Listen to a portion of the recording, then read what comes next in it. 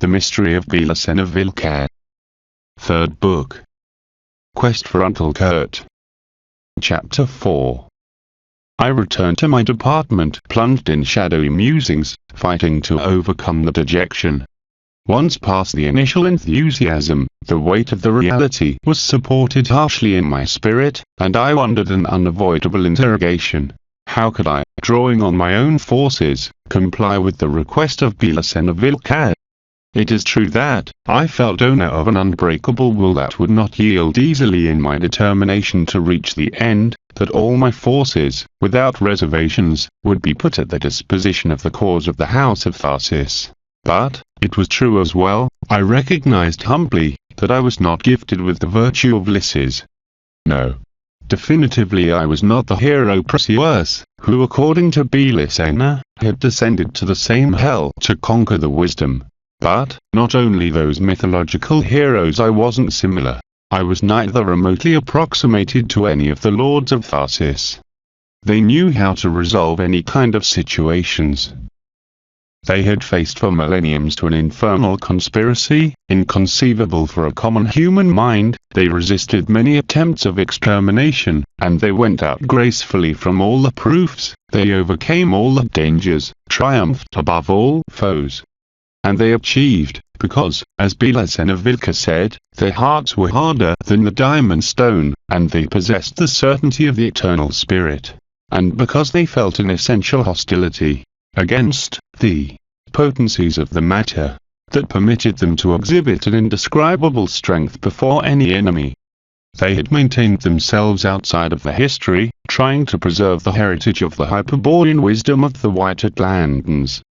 They were initiates, who acted conscious about their spiritual responsibility. They complied with the strategy of their gods, and the gods came and guided them.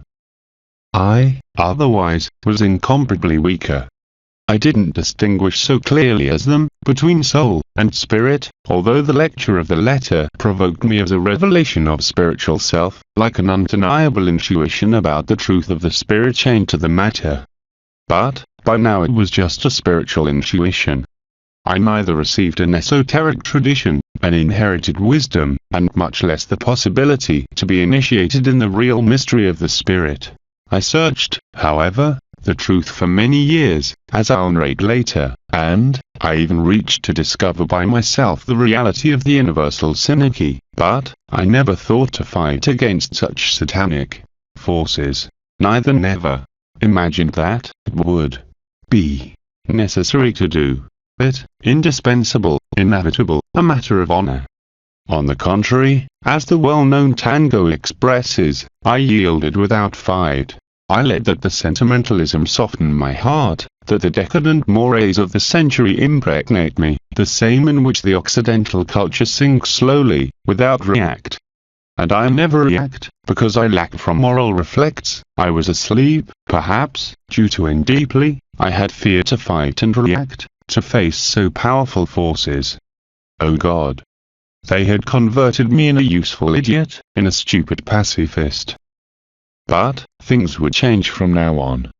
If it was necessary to kill, I would. I'd do anything before to yield in front of the enemy of the spirit, described by BELICENA VILLCA. I just needed help, some type of spiritual help. In sum, I was decided to reach to the end. As I said, all my forces were with the cause of the House of Tharsis, but I was also realist, conscious of my limitations, and I knew that without help, I wouldn't reach anywhere. But, who could come in my assistance? I couldn't decide it, for the moment, but is about I'd be occupied to think in the next hours. I parked the car in the garage of the tower in which I lived since some years ago, and I went up through a detestable spiral staircase of concrete until the elevators. Some minutes later, I was comfortably embedded in my pajamas, disposed to meditate about what worried me.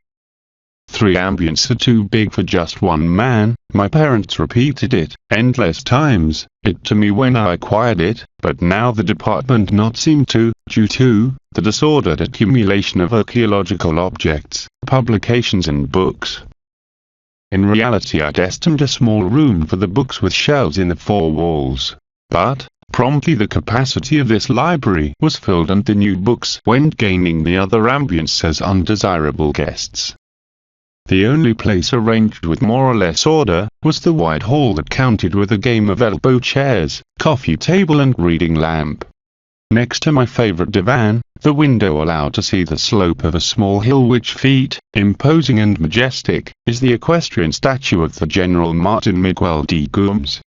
I sat there, prey of a very special feeling, as you'll see then in the relation. I stayed many hours, until the phenomenon occurred. But, let's go step by step. With it 12 o'clock at night, and I, retaking my previous thoughts, wondered obsessively. I must request for help. But, to whom? As always happens, when man is facing situations that surpasses him, and claims for external help, remains inevitably settled the moral problem, is the ancient confrontation between good and evil. In these cases, the fundamental principle that must prevail in the judgment about the friendship, or the enmity of the potencies, to whom we ask for, is the discernment. When a law is precise, in successes that must be faced juridically, for example, the discernment is automatic, rational we'd say. In the complex legislative drama, thousands of intertwined laws qualitative and hierarchically regulate the behavior of man in the civilized society. There are typo-juridical figures that permit to orientate the judgment and determine with precision if what a man does is good or bad. Is good if it not produce contradictions demonstrable juridically, it is bad if it miss the law. This about the behavior of men, adjusted collectively to law. In the individual sphere of the subject, generally ignorant of the great variety of statutes that regulate the law, is guided according to his moral consciousness.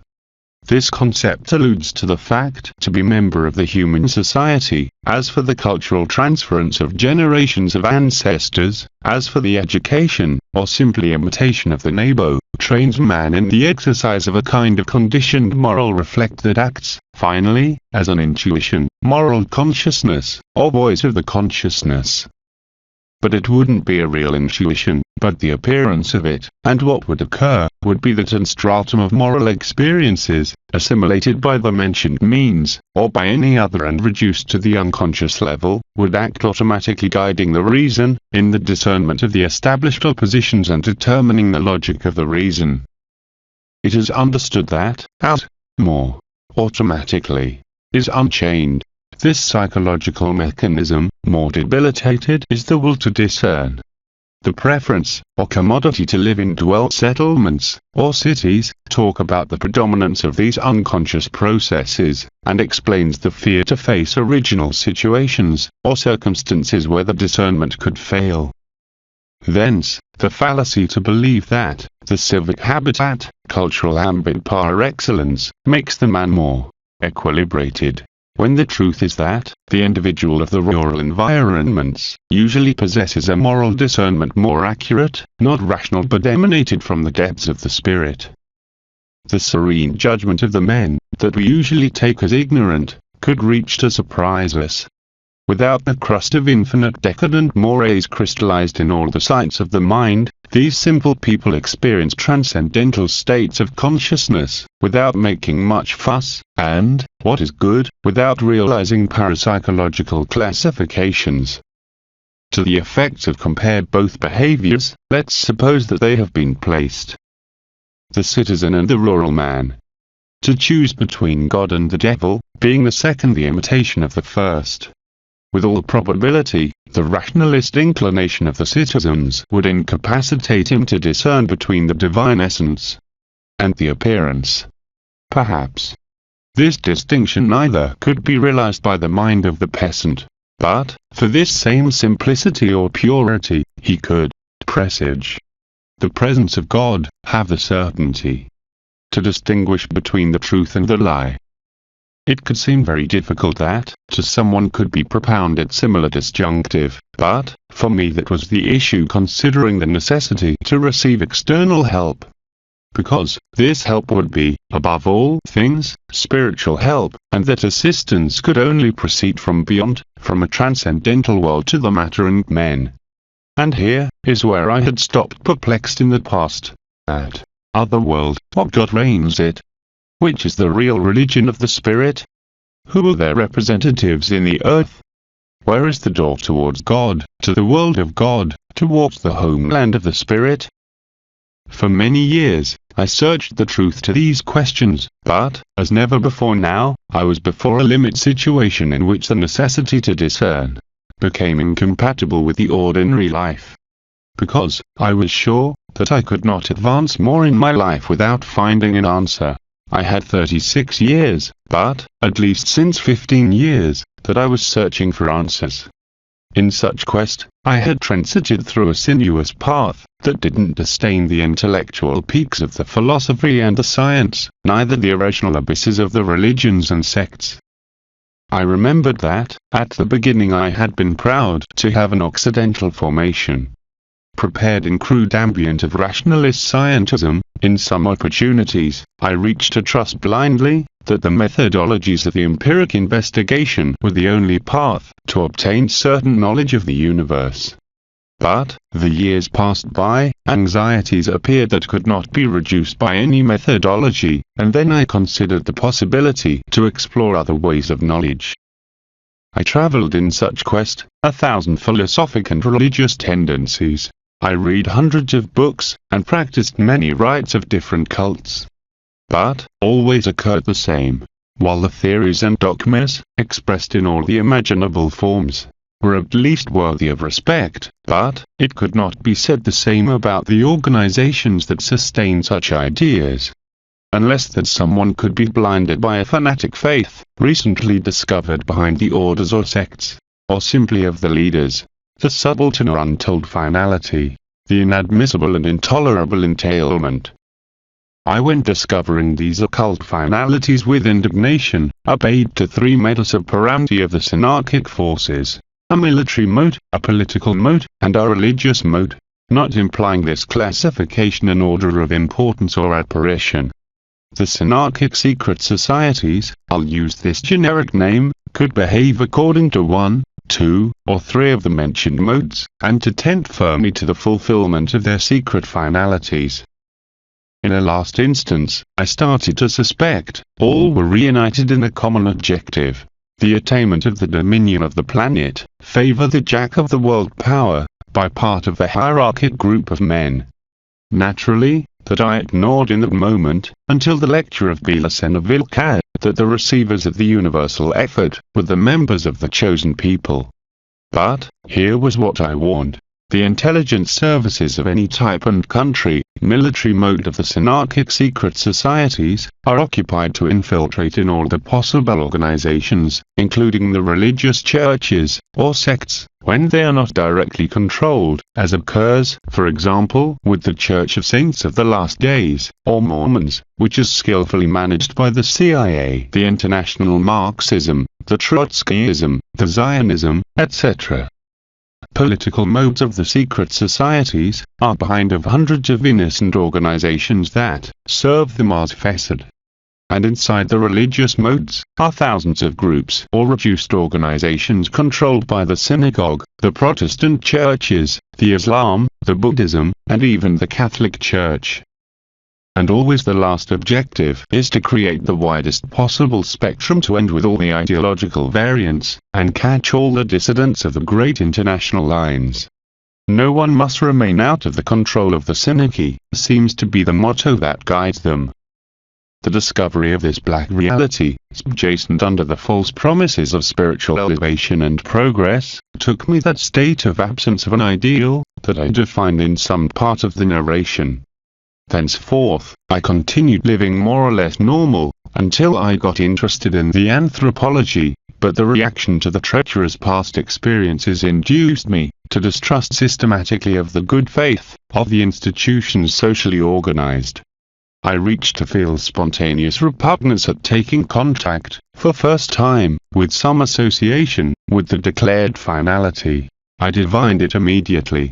I was veiled, betrayed in favor of their international occult tendencies. Definitively, I didn't trust in any earthly organization as intermediary between a superior spiritual order and the material world. considering the already mentioned, the dilemma in which I was then. To comply with the request of BELICENA VILLCA, I should face a secret society of druids, men who possessed terrible powers according to what was derived from the letter and the declarations of Professor Ramirez, and even, I would run the risk to attract the attention of the immortals Bray and Bishar, who would liquidate me in the blink of an eye. That was not a game. I should, in that moment, search for help against them, and that succor could only be spiritual, supplied by beings who shared the objective of the mission, it means, by followers of the Hyperborean wisdom. But, where such beings were. In reality, I believed seriously that, to undertake the mission with success probabilities was missing something concrete, which, it was not a matter to sit down and pray, or weigh down in metaphysical speculations. But, I repeated for myself, to what organizations I could resort to for help. The Masonry, the Theosophy, the Anthroposophy, the Martinism, the Rosicrucian, the Gnosticism, and other secret societies even more hidden, but, of the same synarchic ilk, are in essential opposition to the Hyperborean wisdom. Now, I saw it, very clear. And thus, as much as I thought on it, and reviewed the list of all the known organizations, I always concluded that, they were at least suspicious to belong to the wide fraternity, the occult superorganization enemy of the House of Tharsis. O dilemma! Existed a secret society of Hyperborean initiates in Argentina, an order of wise constructors, according to what revealed BELICENA in her letter, but nobody knew where they were, neither how to reach them. I tried to find them, but I was absolutely conscious that hundreds, perhaps thousands, of agents of the Synarchy would be awaiting for someone who approaches execute them without mercy.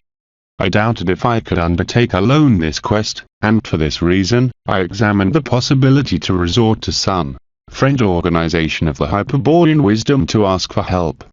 Nevertheless, I repeat, as much as I thought about it, I didn't reach to the solution. Is that the Hyperborean wisdom didn't count with followers in this world? The answer seemed to be no. At least it didn't count with followers socially organized. Or I didn't know the existence of any similar organization.